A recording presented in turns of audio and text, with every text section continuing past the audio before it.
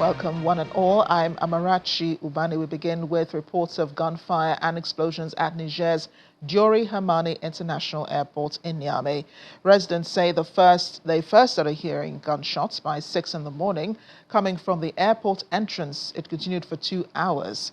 They also say the attack was later repelled by the army, which is now hunting down the fleeing assailants who reportedly abandoned their weapons. There is yet to be any comment from the Nigerian authorities on the incident.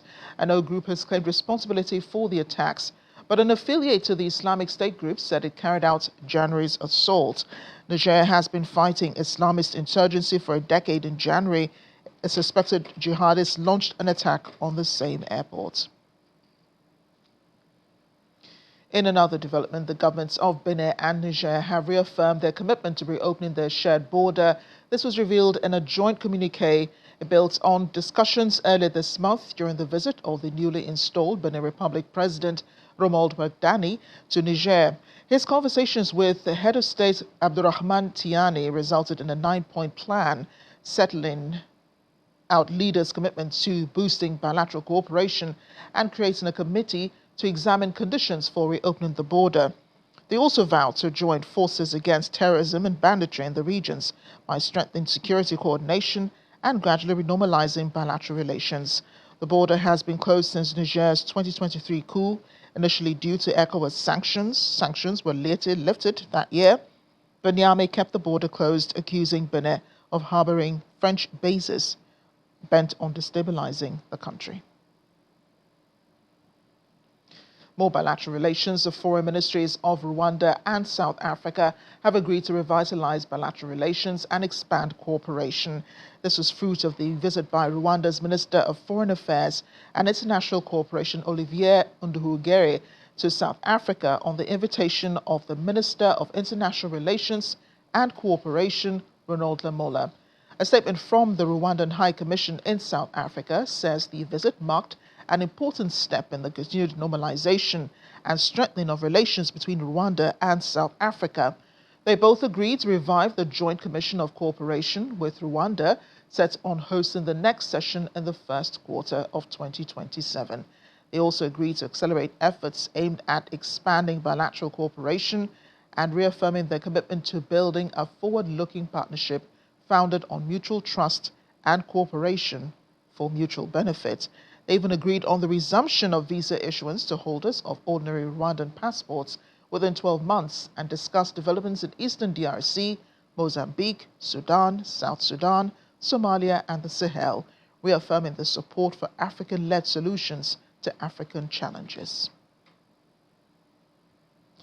Well, back home, the Nigerian Minister of Foreign Affairs, Bianca Odumegwu-Ojukwu, has assured Nigerians living in South Africa that as many as have indicated a willingness to return home will be evacuated before the June 30 deadline given by anti-immigrant groups in South Africa.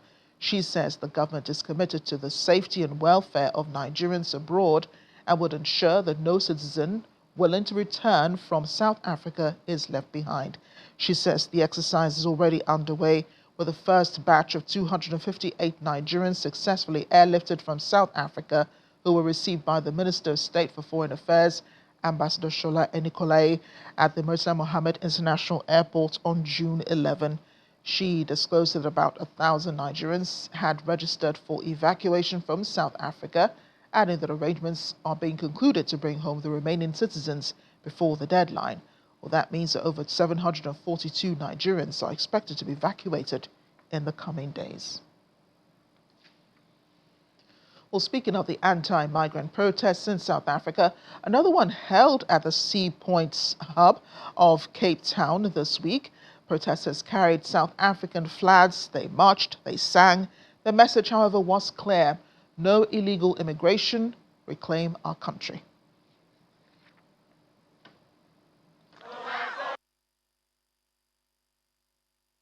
We are here because we heard that this company is housing 120 foreign nationals, giving them employment opportunities. So we are here to demonstrate and to demand for this company to select South Africans that are going to replace these foreign nationals. Because we all know that there is no foreign national that is permitted to general work in this country. They can only work if they are rendering a scarce skill. The Immigration Act states very clear that foreign nationals cannot do general work in this country. They are not permissible to do that. They can only visit. We are not xenophobic. They must come with their passport, go to our malls, eat in our beautiful restaurants, spend money and buy clothes from South Africa, then leave. What we are against is the fact that they now think their visit warrants them to compete with South Africans for jobs. They were born here. They are the rightful people to claim these jobs. No one across the border should be placed in a position to compete with our people. We are against it. We won't allow it. We will fight it even if it makes us unpopular. That is our stance. If you are from across the border, you will wait for us, all of us, to be employed. Then, if the unemployment in this country has decreased, then you will be given an opportunity to work, but you will not compete with ordinary citizens. As many African countries prepare responses to those protests in South Africa, at least 2,000 Malawians are preparing for bus evacuation from a temporary shelter in Durban in a repatriation operation coordinated by the Malawian government. People crowded there with their luggage and belongings inside the center as police deployed around the perimeter. Evacuees reported delays, severe delays that is, a lack of medical support and logistical exploitation by local transport operators. Now, South Africa has experienced recurring waves of anti-migrant sentiment, with foreign nationals often blamed for unemployment and pressure on public services.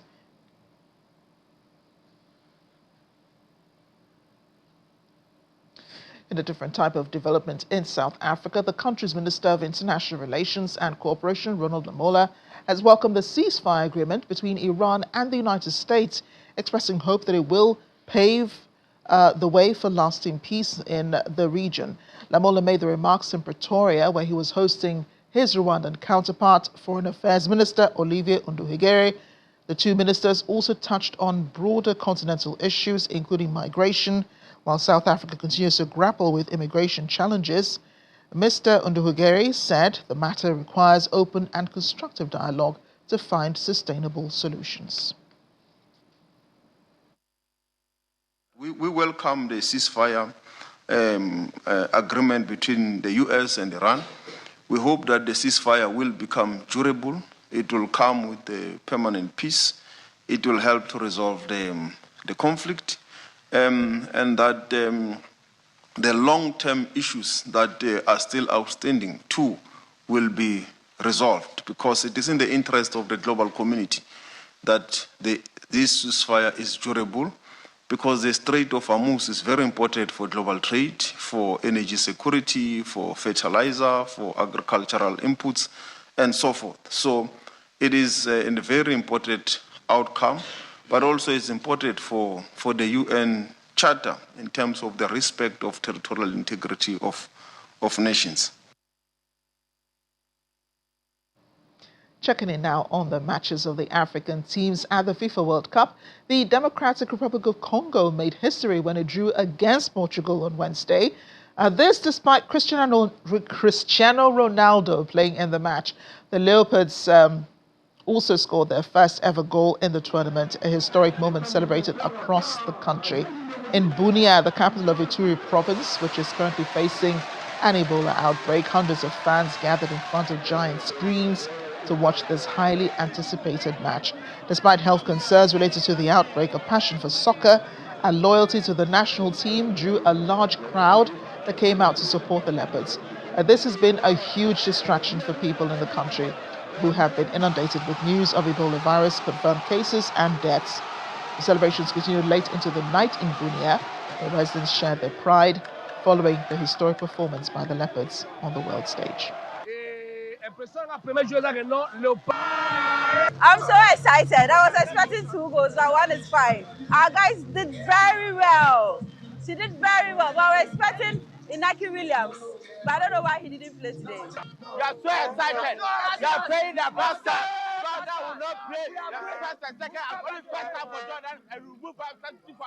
Meanwhile, Ghanaians have been celebrating their win over Panama in yesterday's game in Toronto. Although it was a dramatic 1-0 victory, the winning goal came in the 95th minute when Caleb Urenki found the net, sparking celebrations inside and outside the Toronto Stadium. The result gave Ghana a valuable 3 points and prompted jubilant scenes among fans who had traveled from across Canada and beyond to support the team. Fans described the occasion as an opportunity to celebrate their heritage and connect with fellow supporters. I'm so excited. I was expecting 2 goals, but 1 is fine. Our guys did very well. She did very well. But I was expecting Inaki Williams, but I don't know why he didn't play today. You are so excited. You are playing the bastard. Jordan will not play the first and second and only first time for Jordan and we move 5 substitute for another one to come. Thank you all. You are so excited.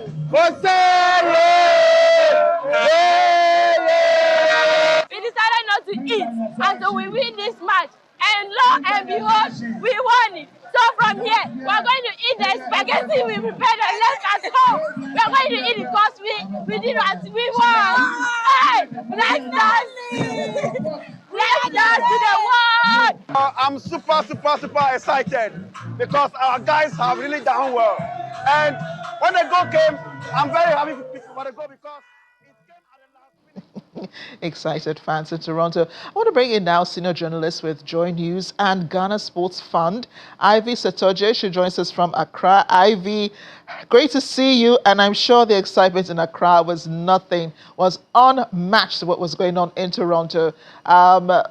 This must have been a great start for Ghana at the World Cup, isn't it? Yes, good afternoon, Marachi. Yes, it's really great. I stayed up last night to watch the match, and I slept around 3 a.m. This morning because I really wanted to know what was happening, and because of that support for the Black Stars, it was really a great thing to see that our boys won. From the beginning, we were so excited. Yesterday, you see the streets of Accra, the entire Ghana, every region in jubilating mood. And so, yes, we are very happy that we won against Panama. Right, and to think that one of the major concerns during this World Cup was the issuance of visas for members of the supporters club, the fans, by U.S. authorities. I understand a lot of them were denied visas. Is that still a concern for fans who are supporting the national team? It is, yes, it is still a concern for them. But for now, what the fans are expecting is for our boys to win the matches, which they have already started. So with this win this morning, everything is going smoothly. But the fans are still praying and expecting that the visa issues is resolved as soon as possible, or to make the rest of the guys join their colleagues out there. Well, Ivy, I know you have to run, but just very quickly, we talked about expectations, didn't we? But you know that football has a way of distracting from the current realities, on the ground for many people. I mean, everything is right, when the team is winning. So how is that reflecting on normal day life in Ghana, the current challenges, the economic realities on the ground? I mean, what's going on in, the Middle East, the US and Iran signing that peace deal must have lightened some things a bit more, economically, right? When it comes to sports and Ghana, it's a different thing altogether. Fans are excited, so for them and Ghanaians, nothing else matters right now, rather than praying and supporting the team to win all the matches, because we are so hopeful that they are going to win. And also, let me chip in this quickly.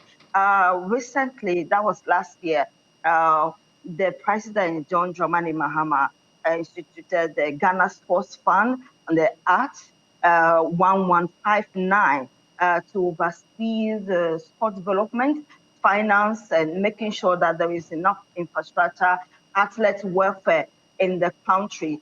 So Recently, yesterday, for example, the administrator for the Ghana Sports Fund, Dr. David Kofi Waku, with his deputy Simon Appiah, issued a statement encouraging the boys to do well and also encouraging fans and Ghanaians to support the Black Stars to win. And so when it comes to sports, at this time, we are not thinking about any other things, but our concern is to make sure that our boys win and then bring the cup home. So for now, Amarachi, our concentration is on our guys.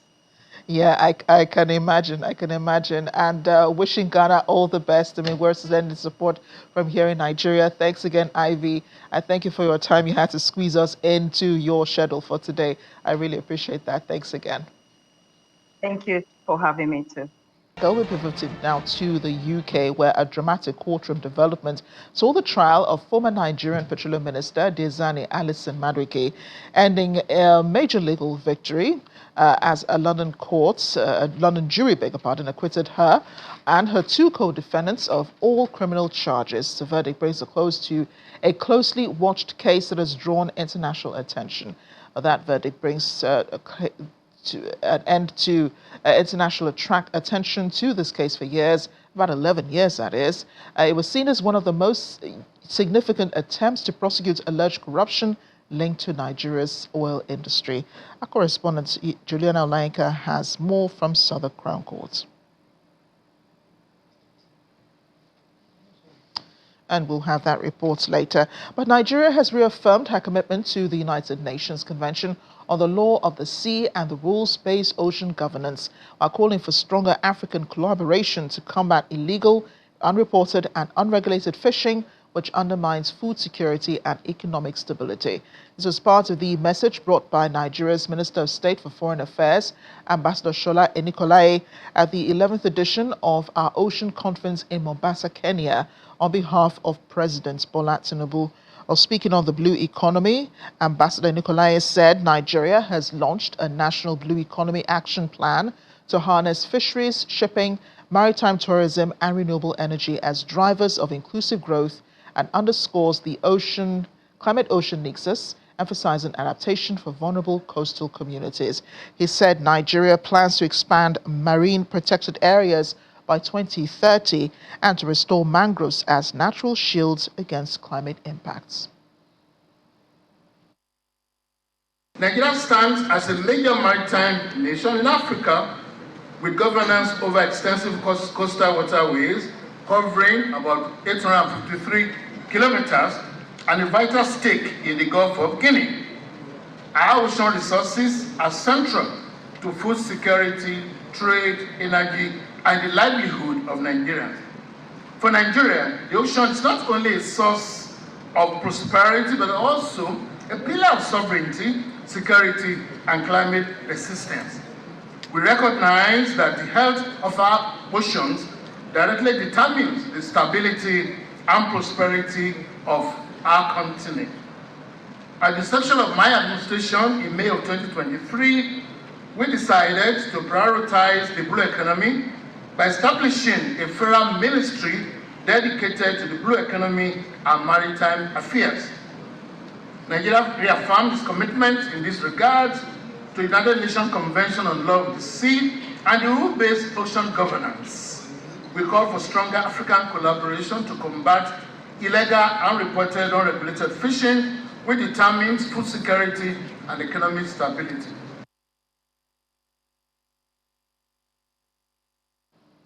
Meanwhile, the Nigerian federal government has launched a digital switchover broadcasting service to allow for fully digitalized television transmission in the country. The digital switchover, which is a collaborative effort of the Ministries of Communication and Digital Economy and that of Information and National Orientation, is undertaken by the Nigeria Communications Satellite. The event also witnessed the unveiling of free TV satellite service at the NIGECOMSAT headquarters in Abuja. Of the digital switchover in Nigeria. It is heralding the transition from analog to fully digitalized television broadcasting in Nigeria. Gathered at the venue of the launch are the Ministers of Communication and Digital Economy, Information and National Orientation, media personalities and other critical stakeholders in the communication sector. Commencing the official launch, the Minister of Communication and Digital Economy set the tune for the remark. Today, Nigeria joins the rank of nations that have embraced modern digital broadcasting infrastructure to serve their people. And while this may appear to be a broadcasting milestone, its true significance lies in what it means for the ordinary Nigerians. It is then time for more speeches. Today, we're not merely launching a digital broadcasting platform. We are launching a new national communications architecture. We're opening a new chapter in Nigeria's digital transformation, and above all, we're unveiling the big picture.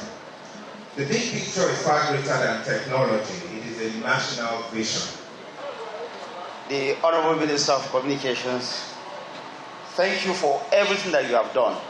I wonder how this will have been achieved without your leadership. I remember 2 years ago, in a small meeting, an informal meeting we had at the presidential villa, we told ourselves that we will make sure that in our time, DSO happens in this country.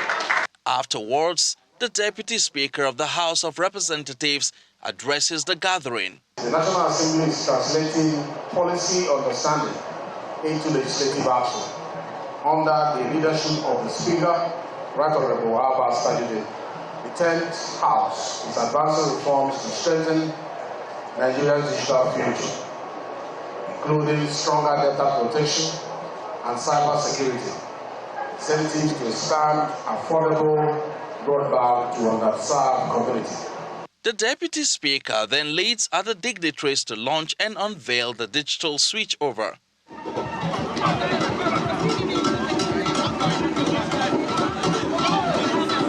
The digital switchover launch opens the communication sector and entertainment industry for digitalized services as it promises to boost socio-economic activities and create job opportunities for Nigerians.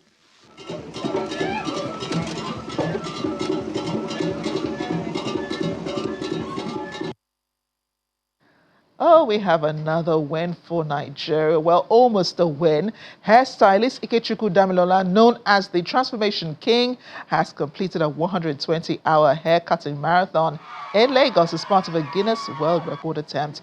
Damilola was seen giving free haircuts to locals before kneeling in celebration after reaching the milestone. Supporters cheered and applauded as the barber continued working, eventually reaching 122 hours. The 24-year-old added that the record attempt is intended to inspire future generations and create opportunities to share his skills with others.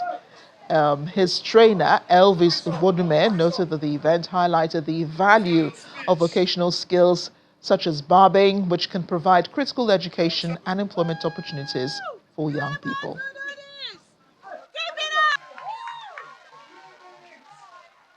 The reason why I'm doing this Guinness Book of Record is because, setting a global record is a challenge on its own.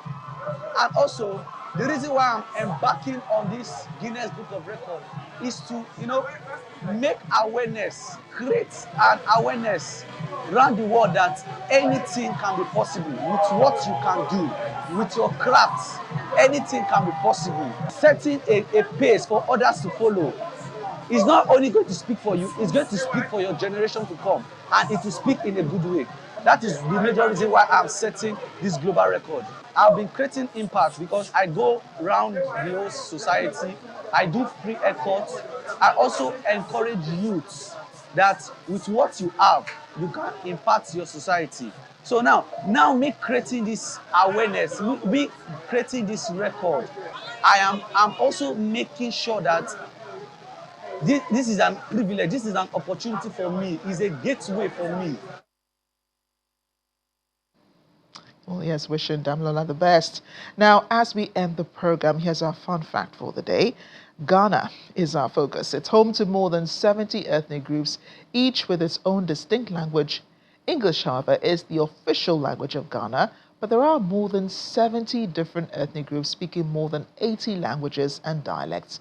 Among these, Akan is the most widely spoken indigenous language. And if you didn't know that, now you know.